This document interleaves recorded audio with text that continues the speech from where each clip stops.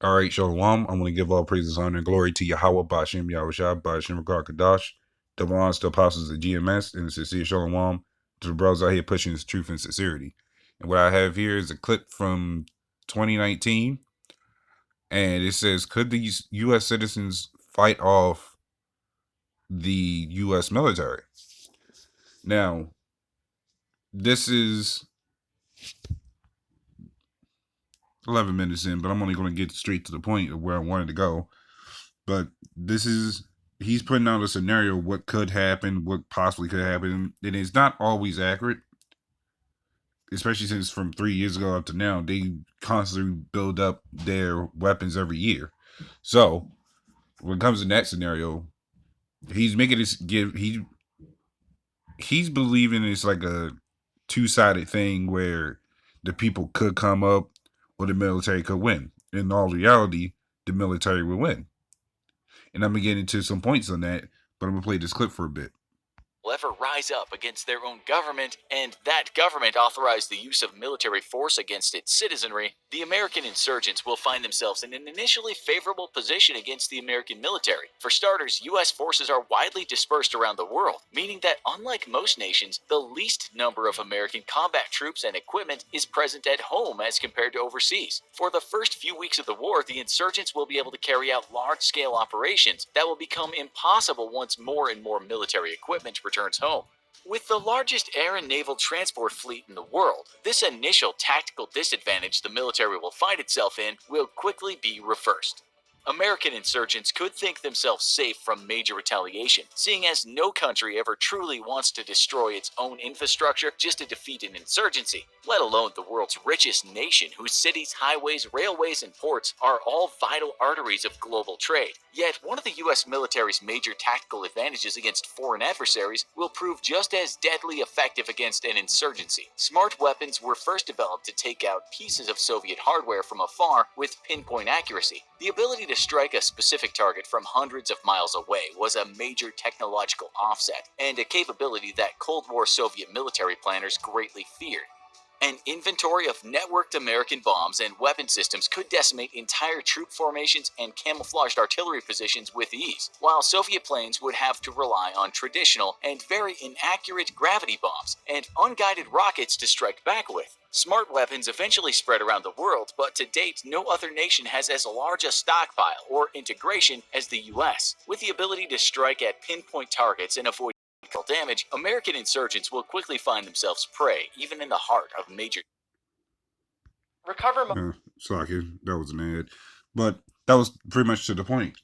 Basically, what it boils down to is the military will win regardless due to them constantly upgrading their weaponry. They got they give off the guns that they used to have to just the normal civilians, but they keep the upgraded shit.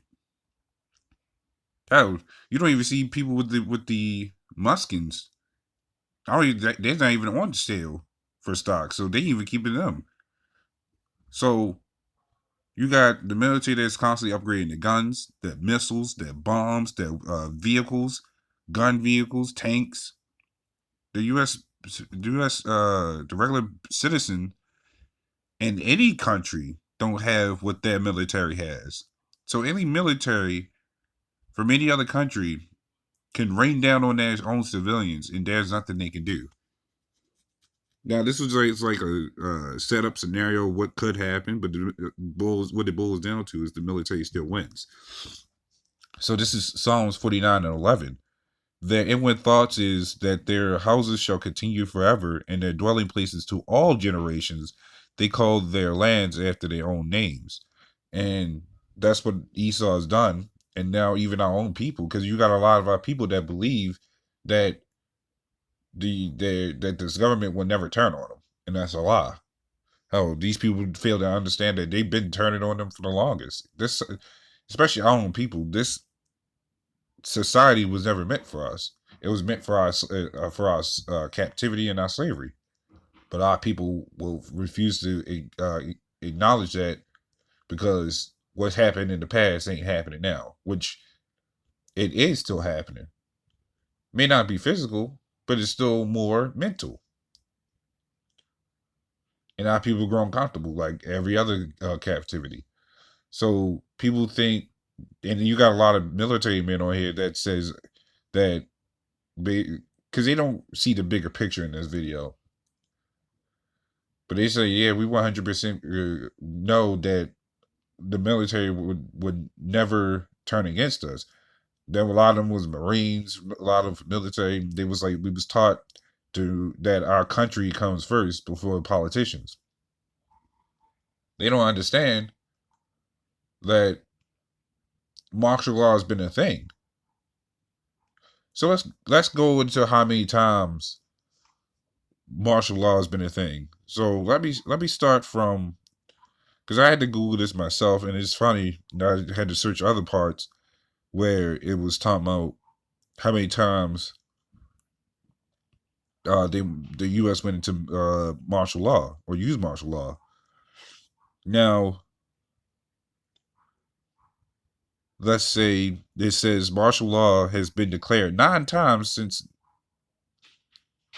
World War II, and in 5 other instances.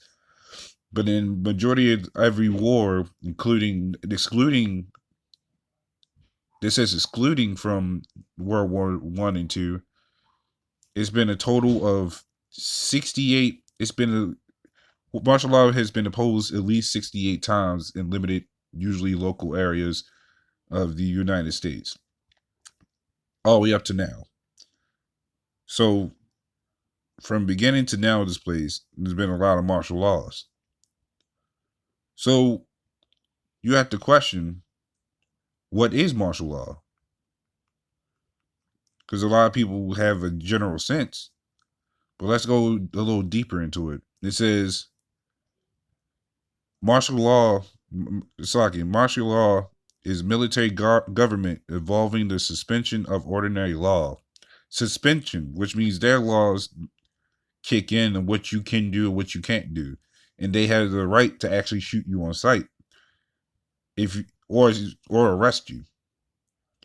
It says martial law involves the temporary substitution of military authority for civilian rule. So that kills that whole thing that we got rights and all this other stuff. Because when martial law kicks in, your rights don't mean jack shit. So let's go a little bit further. Since we're already on this topic of it, martial law is the imposition of direct military control of normal civilian functions. So there you go. There you have it. So let's go back. I want to go back into another part of this where it talks about actually how many times we've been drafted. And let's see.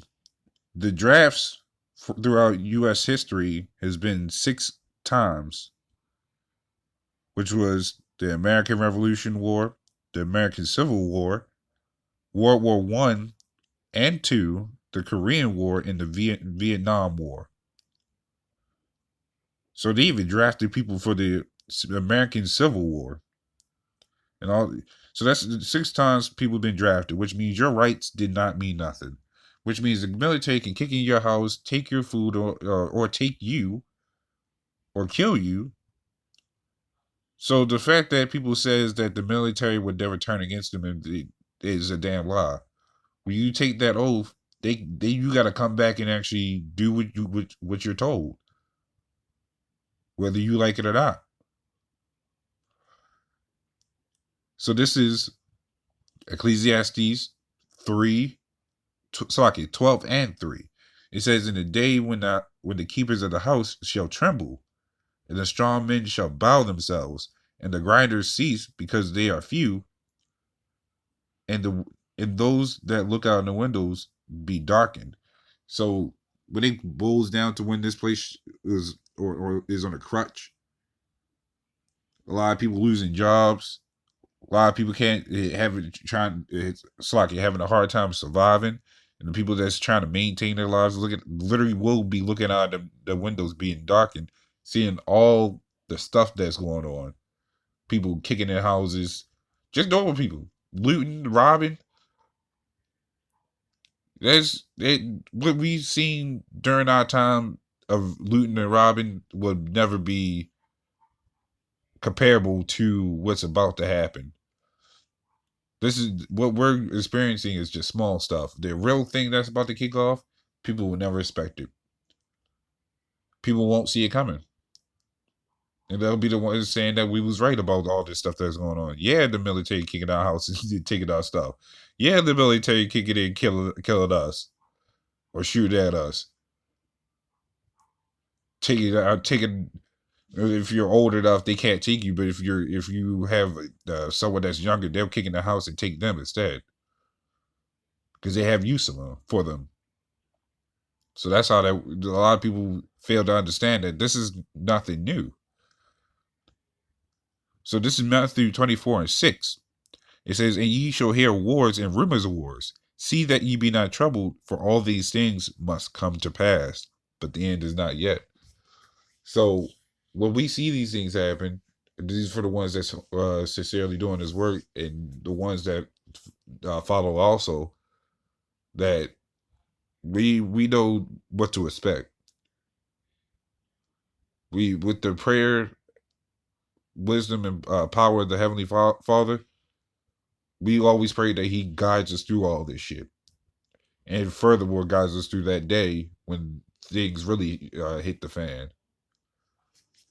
So that's pretty much everything on that. So with that, Lord willing, this is edifying. Shalom.